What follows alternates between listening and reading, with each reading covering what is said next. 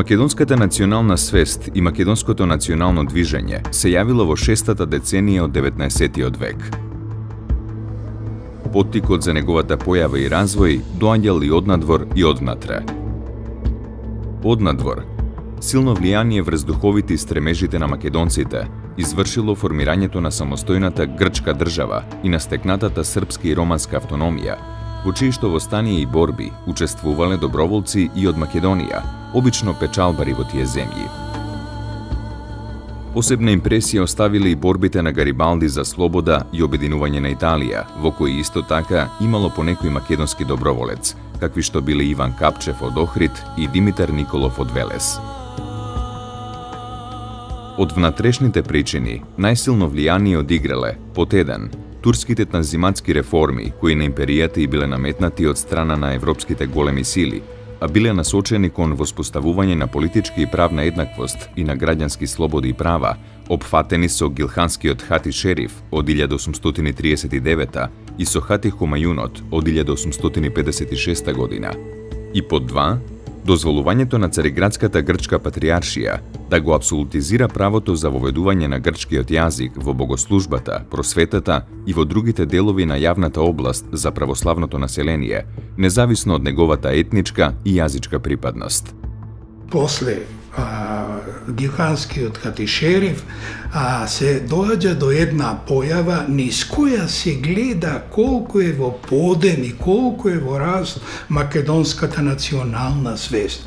Именно, ако македонскиот народ за 400 години, бидејќи му беше забрането, немаше веќе во градовите, во селата, тоа беа само руинирани храмови, цркви, училишта. Сега, само за 30 години, од 30-тите години па до 60-тите години на 19-тиот век, во сите македонски градови, македонската граѓанска класа апсолутно подигена соборни цркви и тоа импозантни, големи, што зборува и за трудолюбивоста на македонскиот човек. Тоа што не го сторил за 400 години, кога му дозволија, тој го стори за 30 години. Во оној момент кога во Македонија започнале тие идеи за создавање на нација, на национални изградба на свест за посебност во однос на другите народи, веќе другите соседните народи имале изградено некоја во напредна фаза на својата национална изградба. И не само тоа, туку тие и нивните држави веќе имале претензии спрема територијата на Македонија и спрема македонскиот народ. Овие аспирации веројатно делумно како своја позадина имат стремежот на секоја млада нација да се шири, меѓутоа имат и објективни цели. Имено како што ќе забележи Крсте Петков Мисирков, позади амбициите на Србија во голема мера се крие низиниот страв да не биде вклештена меѓу две големи држави, меѓу Австрија и заговараната голема Бугарија, доколку кон неја се приклучи Македонија, како и низината потреба да излезе на море, а од друга страна во однос на грчкиот национализам би рекла дека е значајно согледувањето дека просторот кој го зазема Грција е каменит простор кој не обезбедува доволно храна за населението, а секоја нова држава, барем во времето на низиното конституирање, има потреба од економска самодоволност. Меѓутоа, независно кои биле целите во однос на аспирациите на просторот на Македонија, видливо е дека трите околни држави покажале амбиции за освојување на просторот на Македонија. Нам ни е познато дека во 1766 година Отоманската империја, фактички во фонот во позадината стои Цариградската патриаршија, ја укинала Српската црква и ја забранила нејзината дејност. Само 6 месеци подоцна, во јануари 1767 година, ја забранила дејноста и на Охридската архиепископија. Тоа е кобно за балканските народи, тешко, судбоносно, бидејќи според отоманското законодавство. Тие оставале целокупниот културен живот со христијаните да го раководи, ама и одговара за тоа од нив признатата црква. од нив призната црква останала сега само Цариградската патриаршија. И веќе од крајот на 18-тиот век, по укинувањето значи на Охридската архиепископија, започнува всушност таа желба на Грција да започне да завладува со оваа територија и со народот започнува процесот на еленизирање, односно погрчување на македонскиот народ. Како резултат на тие причини, во Македонија се зароди движење најпрво сред македонското граѓанство, а нешто подоцна и сред македонското селанство, против политичката доминација на властите кои се покажале неспособни и неискрени во реализирањето на прокламираните реформи и против грчката духовна хегемонија која ги потиснувала културата, традициите и јазикот на македонците, отворајќи пат кон нивно грцизирање.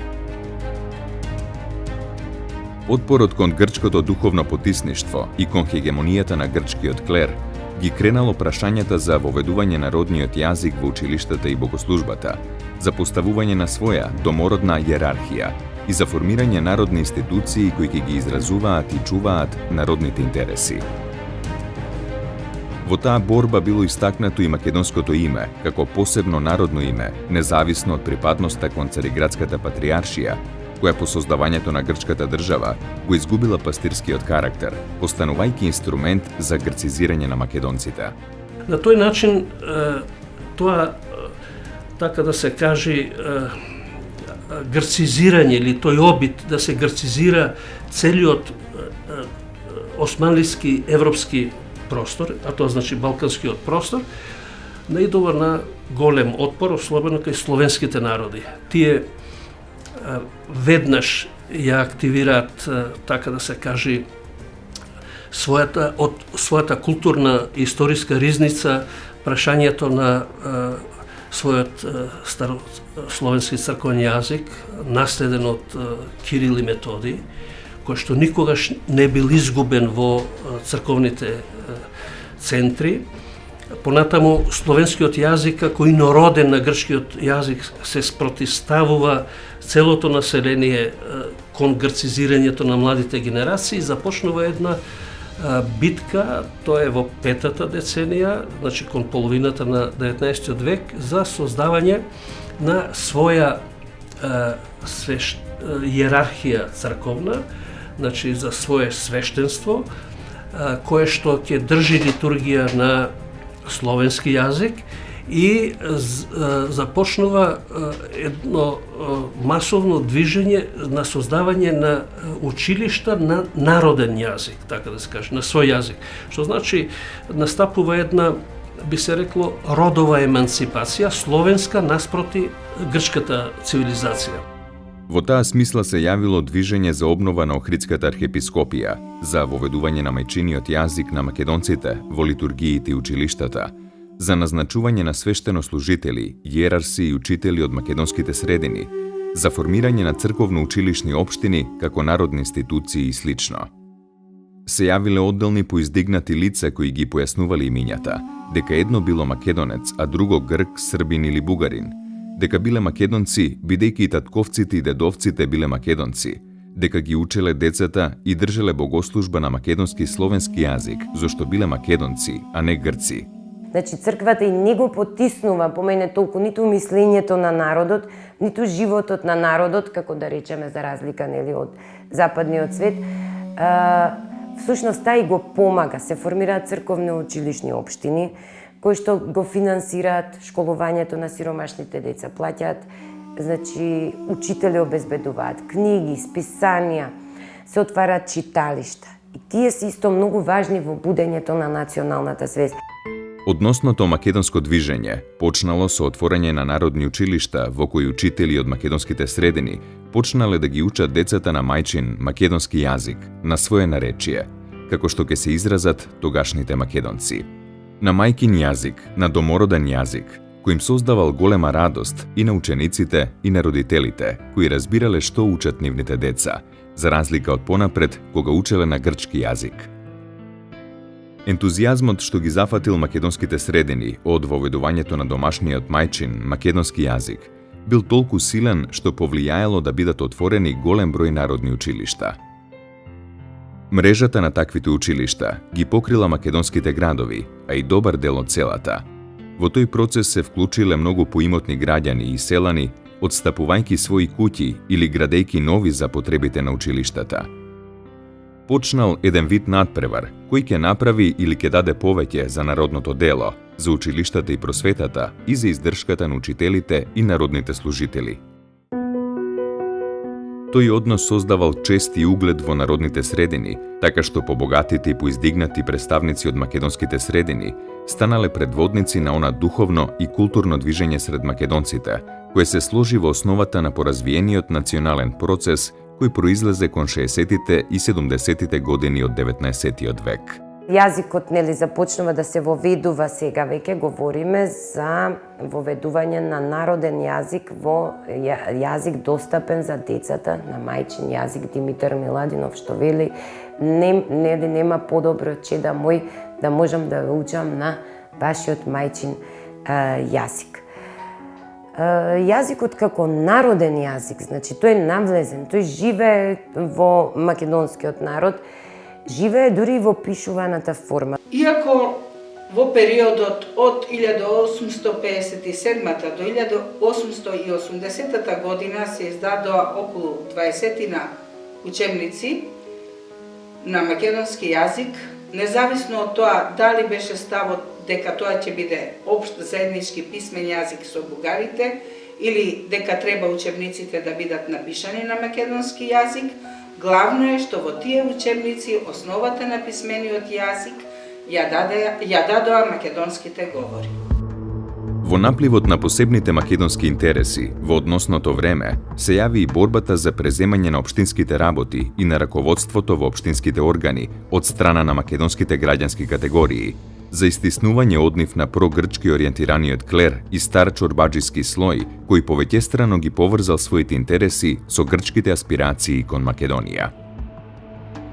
Во тој процес на премин и на трансформација на старите епитропски општини во народни црковно-училишни општини, со улога закотвена во пошироките македонски интереси, се подигна масовно движење за истерување на грчките владици од Македонија и за заменување на грчките учители и грчките книги со македонски.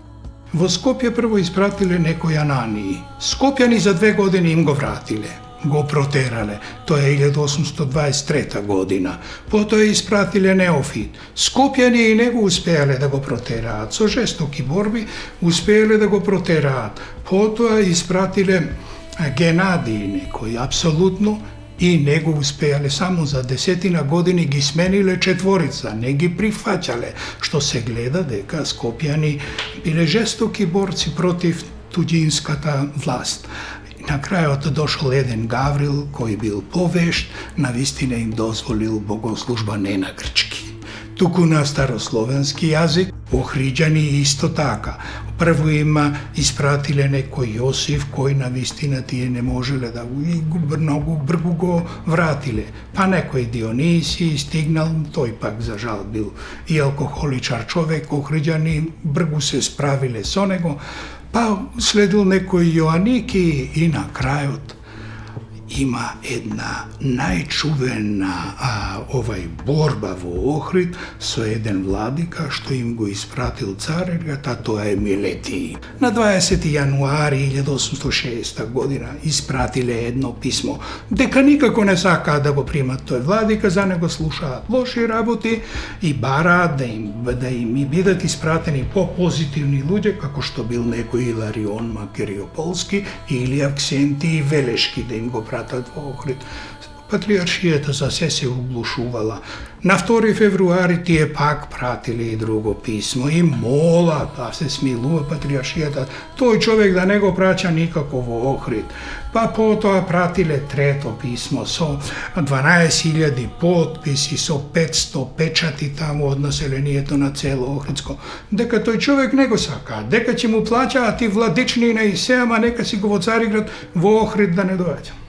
И не само Охрид и Скопје, како што спомнавме, таа борба, таа зрелост во подемот на националниот дух и националната свест на македонскиот народ се огледа во борбата против грцизмот, се огледа во сите градови. Да речеме Штипјани, а тоа ќе го препорачат и на Кратовци и на се, што е голем црковен престап. Едноставно одлучуваат грчкиот владика да не се споменува на богослужбите. Велешани му забранили на својот владика да служи на грчки јазик. Струмичани си се обратиле дури до високата порта и барале да им се дозволи да си отворат своји училишта на словенски јазик и да се служи на црковно-словенски јазик, а не на грчки. Бараат милост од самиот султан, нели? Тука сме сега и сепак најрадикални борби против тој грцизам се во Кукуш.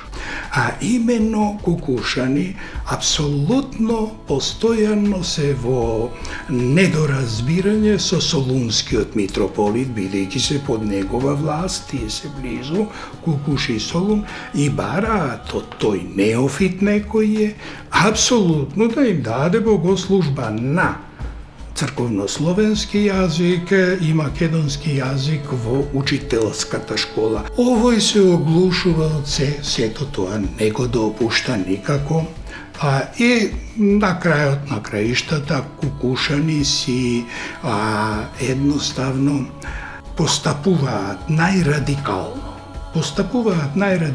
тие преговараат најпрвин со лазаристите и се преговараат за премин во унија со римокатоличката црква. Многу македонци учители, кои имале завршено грчки школи и предавале на грчки јазик, се приклучиле кон движењето на македонските средини, станувајќи пламени водачи во национално-културната преродба на македонците.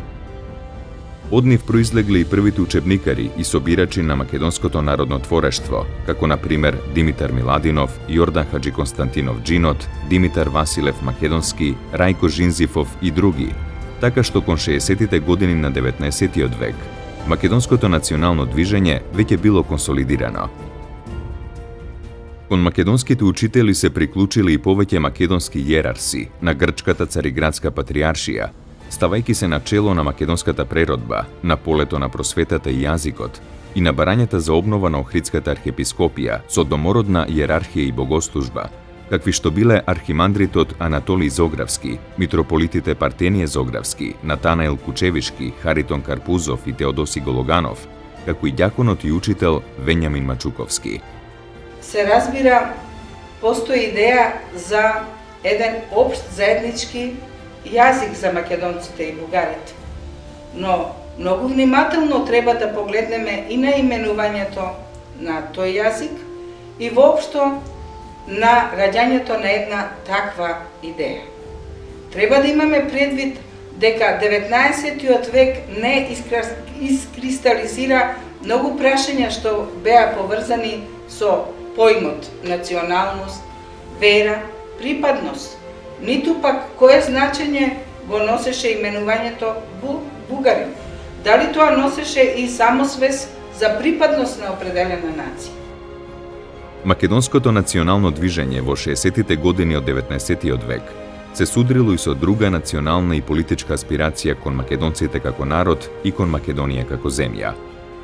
Тоа бил судирот со бугарското присвојување на Македонија и на македонците. Тој судир се одликувал со многу жестина и по својата природа бил потежок и поделикатен, бидејќи станувало збор за разграничување не со инороден народ, со туѓа култура и со туѓ и разнороден јазик, како што бил случајот со грците, туку затоа што станувало збор за диференцирање со близок народ, со блиска култура и близок јазик.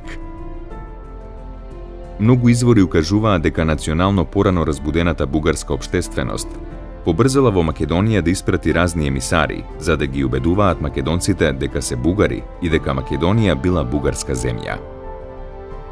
Во исто време, бугарската колонија во Цариград и друштвото читалиште почнале во Македонија да испраќаат бугарски учители, свештеници и книги за училиштата. Во таа насока и бугарскиот весник Турција од 29.1.1866 година забележал: многу луѓе од Бугарија има во Македонија, кои упорно работат за нивно будење. Ако во муклите на таа преродба се случи промената на основата на писмениот јазик, зашто придонесе книжевното издаваштво на Печиновиќ и на Крчовски, тогаш во време на преродбата, сватена пошироко од 30-тите до 80-тите години, се случија повеќе работи што се поврзани со статусот на писмениот јазик во Македонија. Имено, кога зборуваме за овој период, треба да истакнеме дека македонската преродба беше особено отворена кон надворешните влијанија на соседните словенски јазици, на српскиот и бугарскиот. Сето тоа поминуваше под еден заеднички именител славјанизам и тука немаше никаков отпор. Значи, словенството се става над, значи му се дава примат пред националниот македонскиот идентитет. И затоа при формирањето, при пишувањето на книгите, при назначување на некои објави, секогаш имаме словено-македонски. Се користи, нели, тој термин, токму во таа верба во словенството, дека тие ќе ни помогнат да се ослободиме, да се стекнеме со автономија, дека ќе бидеме рамноправни како и сите други веќе осамостоени словенски народи.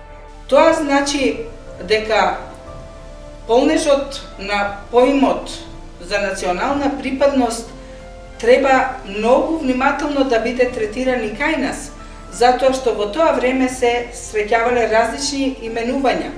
Покрај македонец, славјано-пелазгички, нели, за јазикот се нарекувал, потоа само славјански, старобулгарски, старомакедонски и безброј други именувања што можат да се сретнат во 19 век. Меѓутоа, руските политички кругови биле заинтересирани за ширењето на името бугари и на се она што е различно од грците, а е на север од актуелното грчко кралство. Така што тие се повикуваат, барем руската царска политика, се повикува на терминот бугари, на неговата политичка димензија, односно се повикуваат на средновековната димензија на овој термин. И веќе од 60-тите години овој термин Русија се обидува да го наметне како етноним. Дури и што е најинтересно, руските интелектуалци најмногу ја поддржуваат македонската идеологија, да речам, македонскиот јазик. Слависти многу се залагаат за осамостојување на Македонија, меѓутоа руската политика веќе оди во друга насока. Така да под оваа идеја се зародува тој панславизам, да кажем, за заедништво на сите Словени.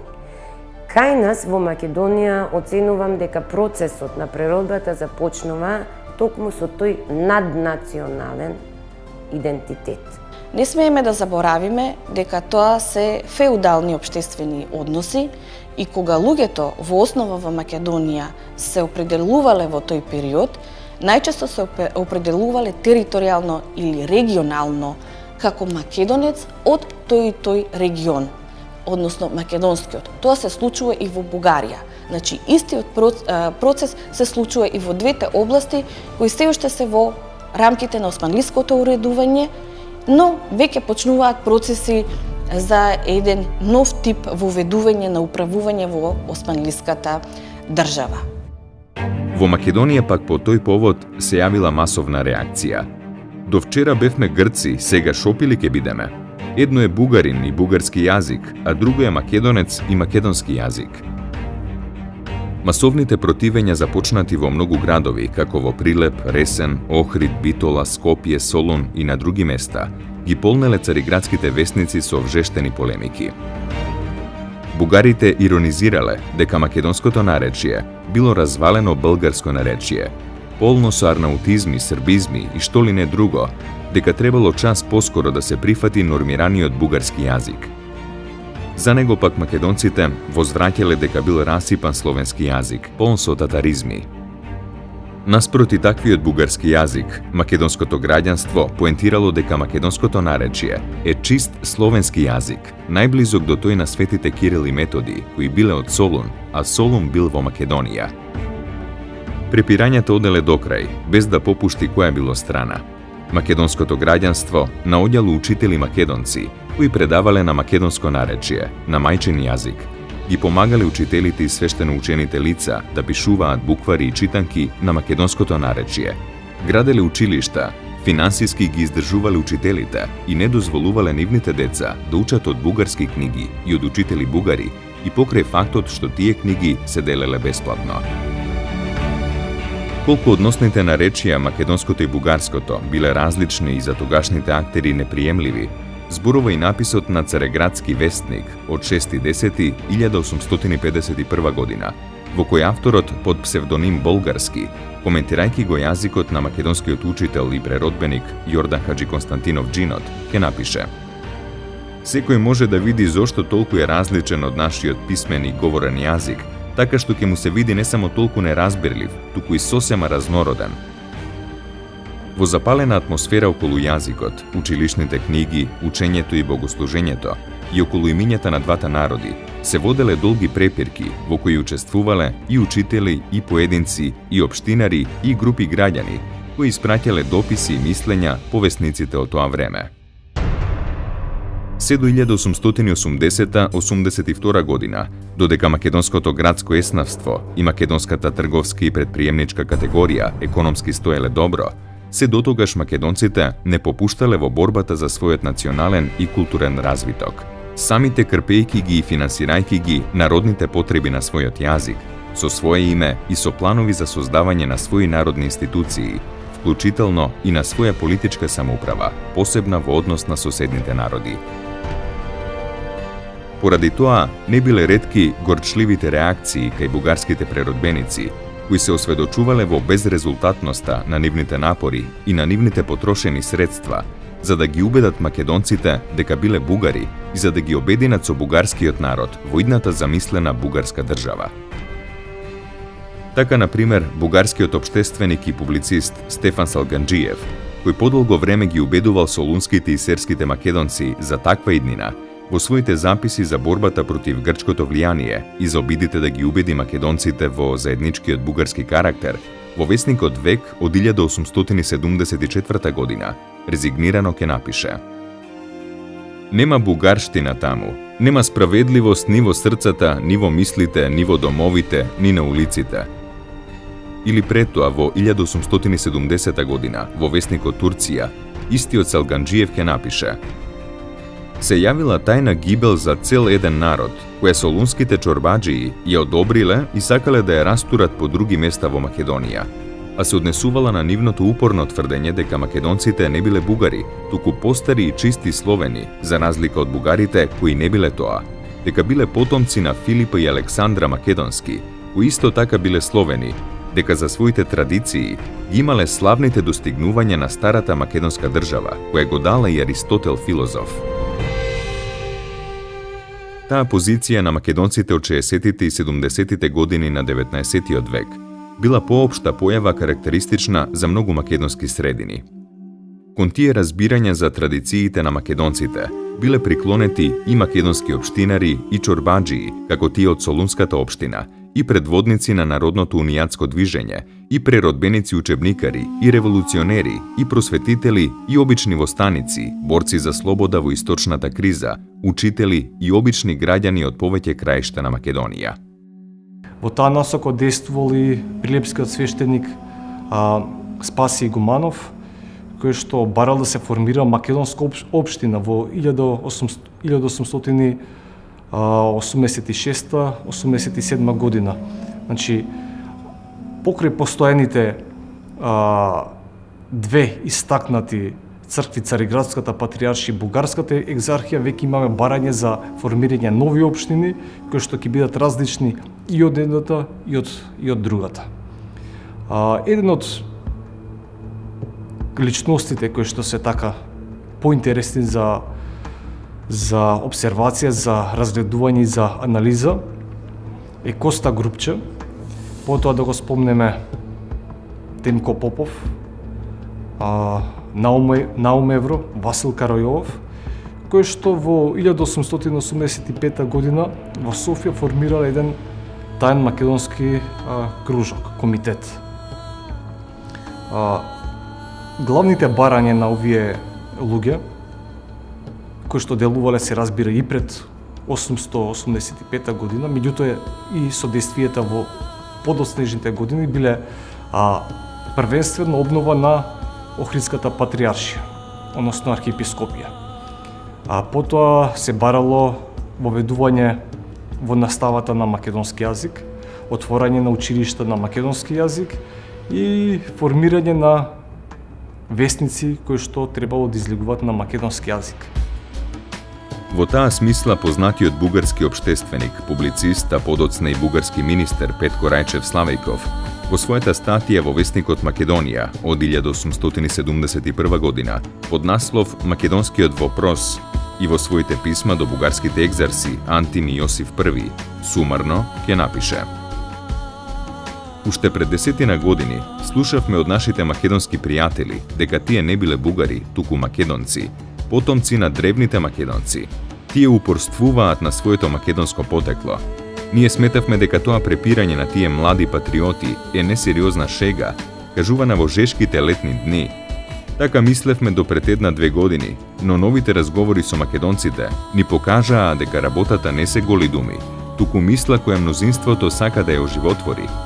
Се родила во тукашните патриоти погубна мисла за наметнување на своето местно наречие и за избирање на своја особена македонска иерархија.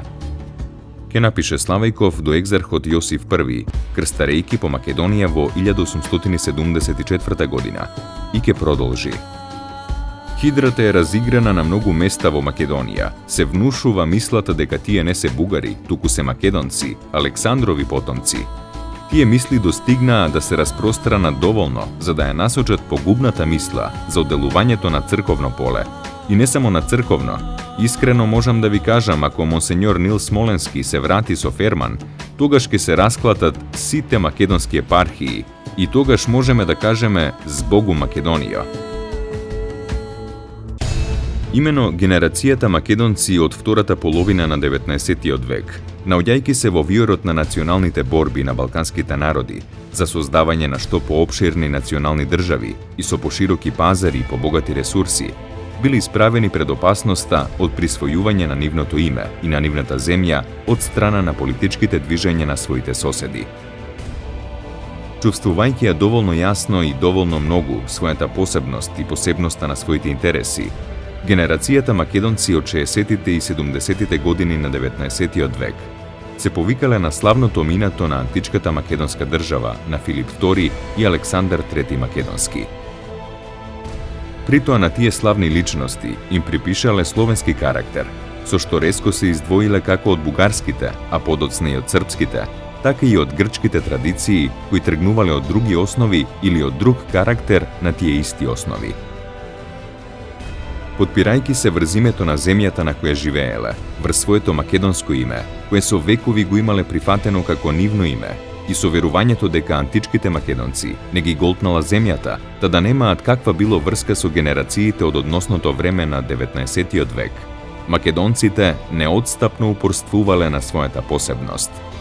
Еден од првите представници на, и може да се каже основоположници, на посебноста на посебната македонска национална идеја секако представува Ѓорѓе Пулевски, кој што бил самоук, значи немал официјално образование, меѓутоа успеал да се изгради како интелектуалец за своето време и тој се смета за еден од првите македонски теоретичари на таа македонска национална идеја. Значи како и српскиот народ, и бугарскиот народ, и бугарската национална идеја, кои што своите корени ги влечеле од средновековните држави, србите од средновековната српска држава, а бугарите од средновековната бугарска држава, така и Ѓорѓе Пулевски барал некој начин, некој елемент, некој корен од кој што ќе оповрзе македонскиот национален идентитет со минатото. И тој го нашол тоа поврзување во античкото македонско минато, на тој начин што во своите дела, во општата славјано-македонска историја и во македонската песнарка, директно го доведува македонското потекло од античките македонци и тврди дека Филип и Александар како словени, како што ги нарекува, се предците на сегашниот современиот македонски народ и на тој начин тоа бара од неговиот народ, од македонците да се разбудат и да ги следат идеите и вредностите на нивните славни предци и на славната држава на Филип и Александар, како што вели Пулевски. Независно од тоа дали биле во право или не за карактерот на врските со античките македонци, актуелната генерација македонци од 19. век во суштина ја искажала својата општа и цврста волја да создаде посебна перспектива за своите интереси, како национални и државни интереси, издвојувајќи ги од исто таквите интереси на соседните народи.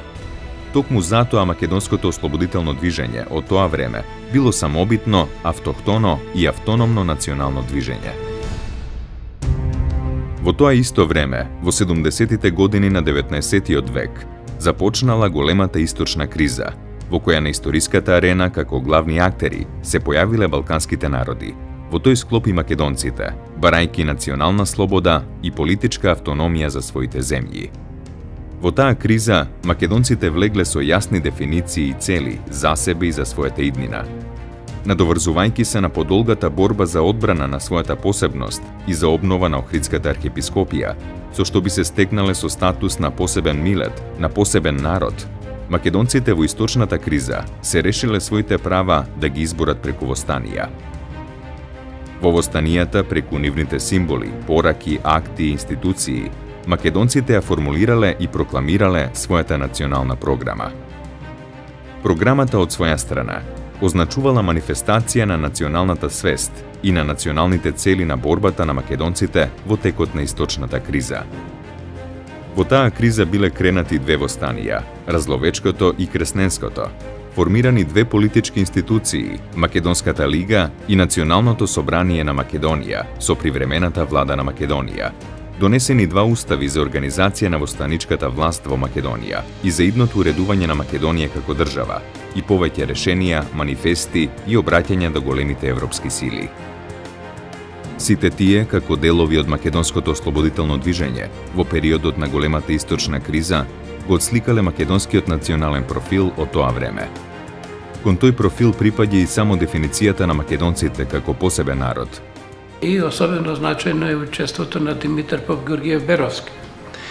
Тој е можеби првиот наш револуционер кој што започна со систематско действување за создавање македонско ослободително движење и закравање востание за ослободување на Македонија. Се разбира под сите тие така влијани надворешни. Тој во 74-та година во Македонија во Солун формира и посебно револуционерен комитет, чија што задача беше да се подготви македонскиот народ во еден дел од Македонијата, во источниот дел на Македонија, за кревање на ослободително востание. И среда тој комитет особено посилно повлијае исто така и на Херцеговското востание 75, така да тоа повлијае да се забрзаат процесите и да се изрази, да се искористи прво таа констелација настана политичка поволна клима кога османлиските војски треба да се движат за душување на востанието, да се искористи тоа и за кревање востание во Македонија. Меѓутоа, она што е значајно дека тука како резултат веќе на осозраана мисла за посебноста на македонскиот народ и посебноста на неговите интереси е тоа што во времето на непосредно пред и за време на востанието се Димитар Поп-Георгиев ги употребува и символи кои што ја одразуваат и стремежа за создавање самостојна македонска држава. Така да речеме на знамето кое што е на Разловечкото востание од 76-та година стои лавот, нели, црвениот лав на жолта подлога, односно оној символ на Македонија што е преземен од грбот на Македонија од стематографијата на Шефаровиќ. Значи, со тоа се издвојува посебноста на македонскиот народ од другите народи со своји символи. На тој план, изразувајќи ги пошироките разбирања и чувства во македонските средини, преродбеникот, револуционер и автор на обширната славјанско-македонска општа историја, Ѓорѓе Пулевски, во 1874 година ќе напише: Народ се велит људи кои се од еден род и кои зборуваат еднаков збор и кои живуваат и се другарат еден со други и кои имаат еднакви обичаи, песми и веселја. Тие људите ги викаат народ, а местото во кое живуваат народ се велит очество од тој народ. Така и македонците се народ и местото нивно е Македонија и ние се именуваме со македонци. Дефиниции со таква структура и со такви поими, јасни и кратки, се среќаваат и во сите акти на востаничките раководства и во сите документи на македонските политички институции од периодот на големата источна криза. Во таа смисла, на пример, во правилата, Уставот на Македонскиот востанички комитет од 1878 ќе биде напишано: во востанието се мисли на македонското кресненско востание од 1878-79 година. Учествуваат луѓе од Македонија кои се чувствуваат македонци. Целта на востанието не е никаква тајна.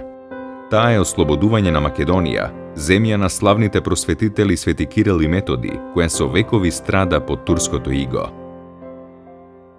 Во Уставот за идното државно уредување на Македонија, донесен од Македонската лига во 1880 година, стои дека во Македонија, чии граници детално се посочени во член 1, живеело многу национално население, од кое македонците биле мнозинство, 705.000, пошто следувале турците и помаците, заедно 450.000, арнаутите, христијани и муслимани, 75.000, евреите, 65.000, грците, 61.000, власите и другите, 41.000.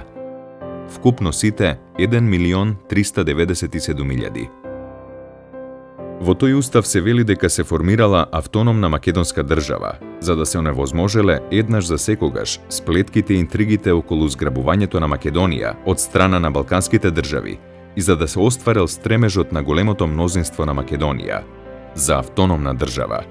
Тоа повесебно доаѓа до израз и во времето на македонското крестенско стание од 1878-79, бидејќи истиот е тој предводник, револуционер, водач на востанието Димитар Поп Ѓорѓе Беревски. Тука веќе се влегува во една повисока фаза на организираност.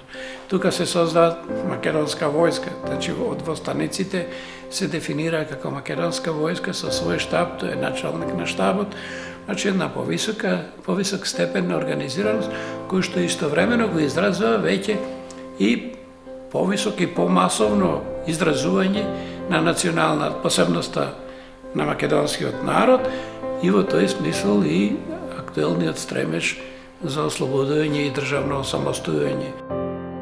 Во иста смисла бил и манифестот на главниот штаб на македонската војска, кој действувал во рамките на Македонската лига, издаден на Пирин планина на 29 јуни 1880 година. Во него посебно била посочена опасноста од интригите на околните народи и нивните држави, па се барало од сите кои живееле во Македонија да се чувствуваат како синови на Македонија и да не дозволуваат да бидат делени и вовлекувани во меѓусебни расправи. Не верувајте им на нашите соседи, кои како змии се вовлекле меѓу нас и не мамат за своји интереси. Набркајте ги од својата средина сите оние што се поврзале со туѓите интереси и проповедаат дека покорната глава сабја не ја сече. Здружете се сите под македонското знаме и кренете го високо, високо во борба за слобода и своја независност. Само здружени можеме да ја сочуваме нашата мила татковина Македонија за себе и да се здобиеме со целосна автономија, да не стоиме пред туѓи порти и да чекаме од сурови срца милостина. Денес ние имаме своја македонска војска по нашите планини.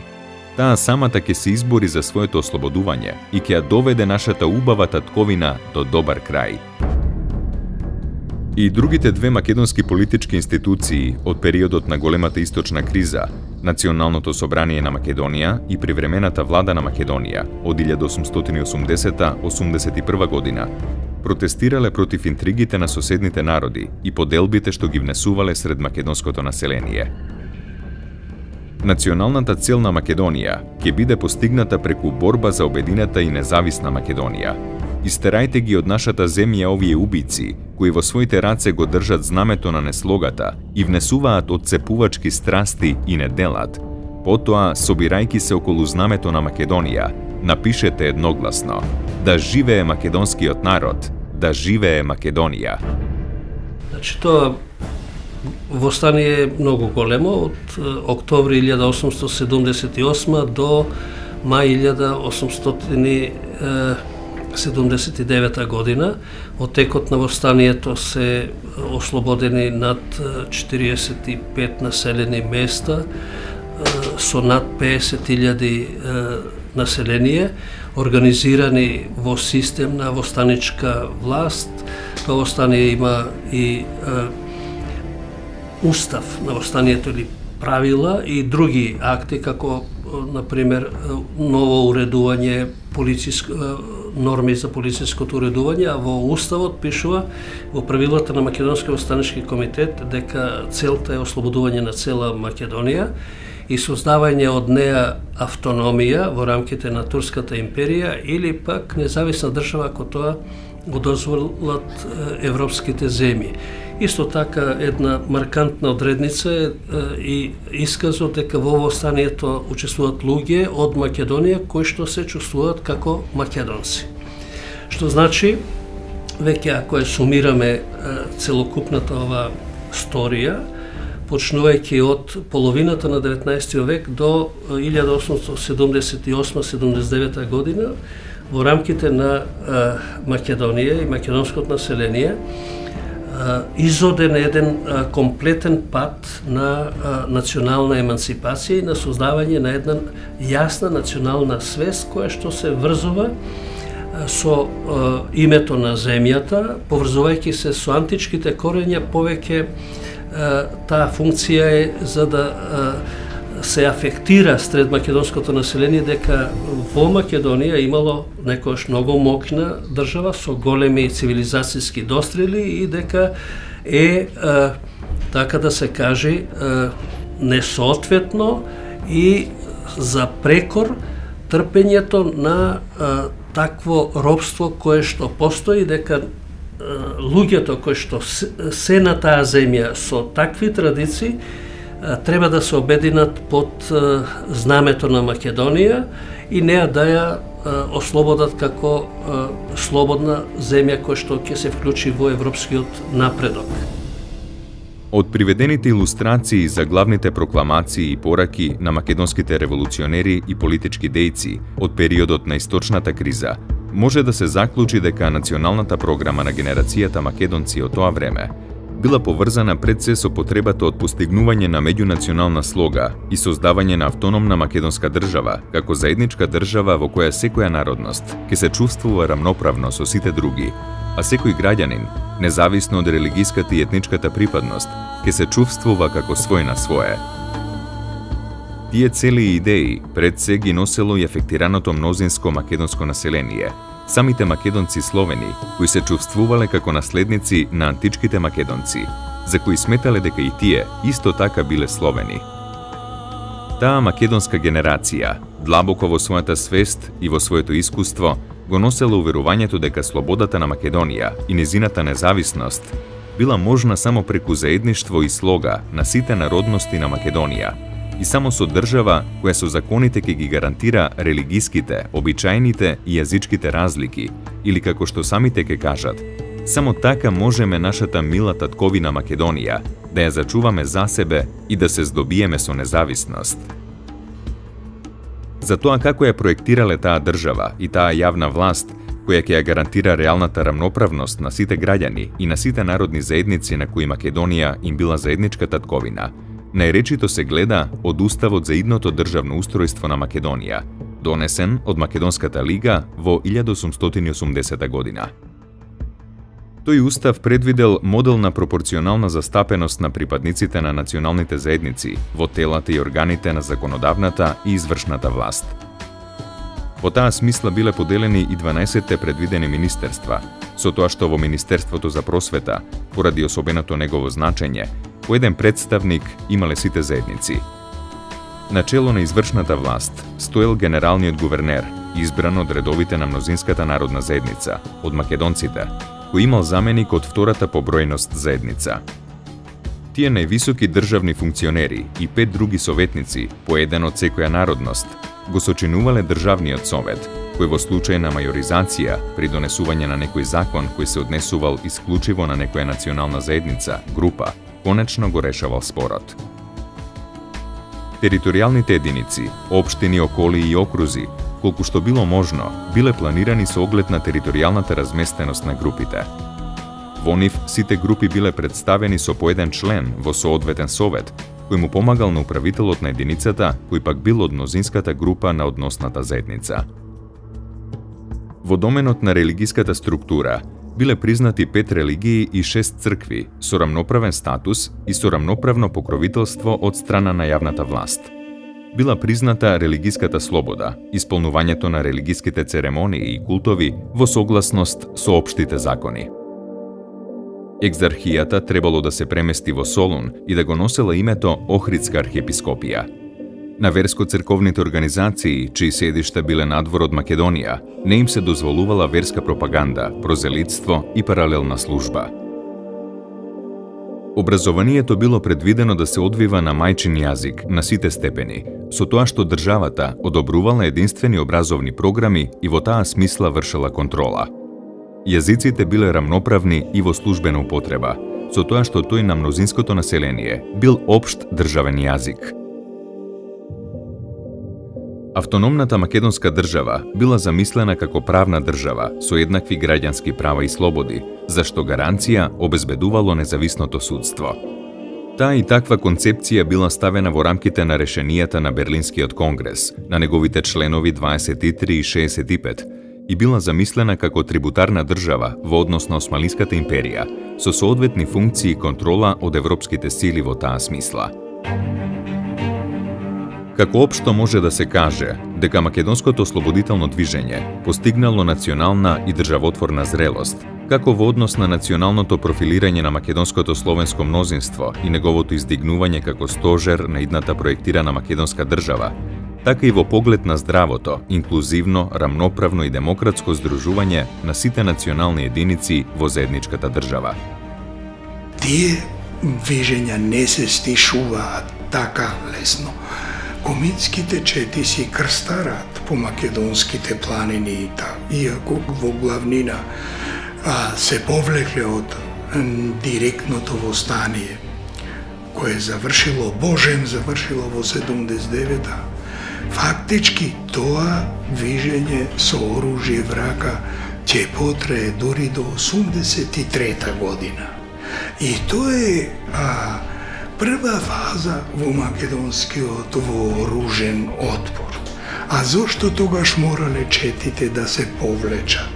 Отоманската империја навистина се стреснала и видела дека во Македонија има големо ослободително движење и довела многу броен аскер по македонските градови. Така што нашите навистина согледале дека навистина им е потребно малку да се повлечат, известни и години дури, да се повлечат, а затоа што градовите се преполниле со аскер. И тоа ќе потрае цели 10 години.